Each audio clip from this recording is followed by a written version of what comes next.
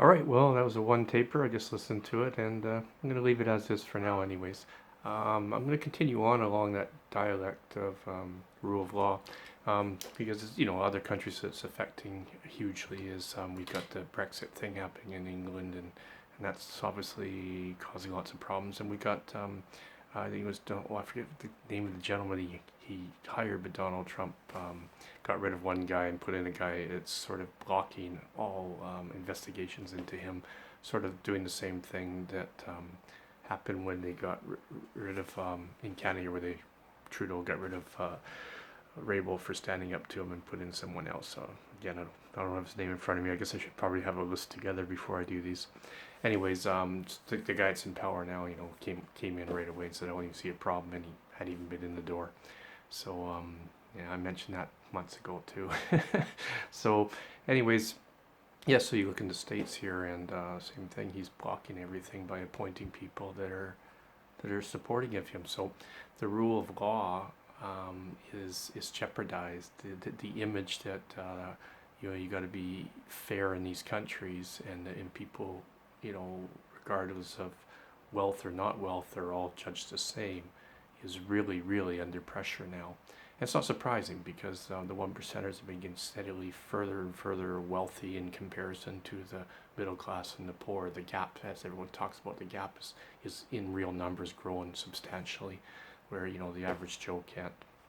A lot of people, like I live in Vancouver area, just getting rent or to buy a home, forget it, kind of thing.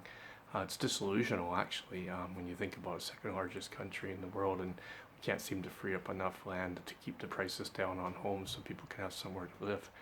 Um, and lately I've been coming up with a terminology: free trade is equals slave trade, because really free trade's not free trade. What it means is that people at the very top can say, well, if you won't give us all the tax breaks and work for next to nothing, and not have medicals and dentals, not have places to live, like if you guys won't just scrounge to keep these jobs in your country where we have to pay a minimum wage of in the teens, or even less than the teens in some countries, so we're going to go to a place where we just pay them a couple bucks for the whole day.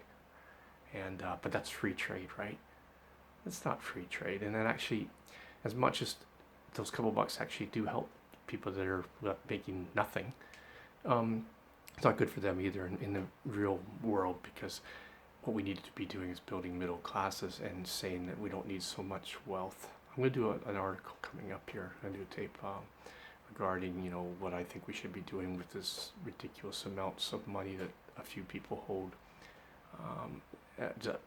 Throwing out some ideas of solutions or whatever, or possibilities of how we could improve things, so that the general masses, aren't running around the world looking for jobs and trying to feed their kids from starvation, which is happening in a lot of countries now.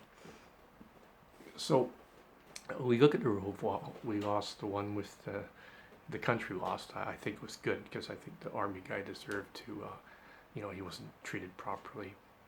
I think the politician who's in Vancouver now running as an independent, I don't think she was treated fairly. I mean, it's ridiculous that a person that stands by what the policy was supposed to be and was sort of up to until they just that fall changed the rules, changed the way they did it, so that they could be fair against the other countries. No, just so that they could control the decision-making process. I think it needs to be kept removed.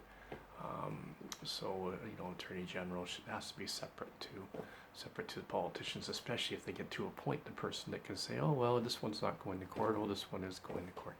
Huawei, I think we should let her go. I think that what's going on in the States is total confusion. I think, how many months have gone by now? She's got to have been over a year under house arrest. Like, how long can a country just withhold someone without coming forward with some sort of major proof that would cause things to move along? And if it's our courts, which it is our courts too, going through the procedures and speed it up. This is someone's life. And yes, oh well, she's very wealthy. She's living in a mansion. I get that. She's far better off than most people. But whether she's guilty or not guilty, let's get to it. like it's hurting us in other, it's hurting us, the farmers and other trade situations, plus image. And like, let's not just pick on one country. I mean, there seems to be a new focus around the world on China, but I look at Russia, I'm not impressed. And if China's breaking laws, then let's get them where they're breaking them. But if they're not, or we're not sure, then let's not just hold people willy-nilly because someone down in the States, it's to their benefit during their trade negotiations and they didn't trade fair with us. Some of this you're going to say, well, I saw this on one of your other tapes. It's true, because it's still true now. Nothing's changed in that regard. But as far as spying goes, let's be honest, everything spies nowadays.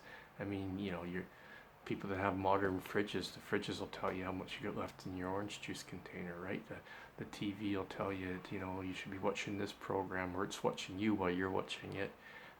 Phones, everyone's phone's listening to them. How many times do you talk to somebody, next thing you know, you get a flash ad commercial to what the conversation was about, or a suggestion on a restaurant when you're thinking, hey, where do you want to go eat tonight? And all of a sudden you get restaurant commercials coming up into your phone. I mean, we all know it's happening. It's out there already. Everybody's listening, so it's not right or wrong. I think it's wrong. I would rather people weren't listening to me. I'm one of the ones that puts tape over my my computer, my laptop, because I don't want to think someone's watching me, but I know they're listening, so that sucks. The other day when I drive and I use MapQuest a lot, I got kind of annoyed at it was trying to make me go right when it should be left, and I verbally out loud said, that's stupid, that's wrong, blah, blah, blah. Because you're driving as a job, it's tiring, you get stressed out. I was in traffic, and then it stopped working. I couldn't get it to work. Well, what it turned out it did when I got home, I found out, is it kicked me out of Google, and I literally had to go find my old password and log back in. And I'm pretty certain it was because that I kind of lost my cool for a second, and whether it probably was AI, but whatever it was that heard it, saw some keywords, and that was it. I was done until I was a good boy again. So, anyways, that's another tape just for fun.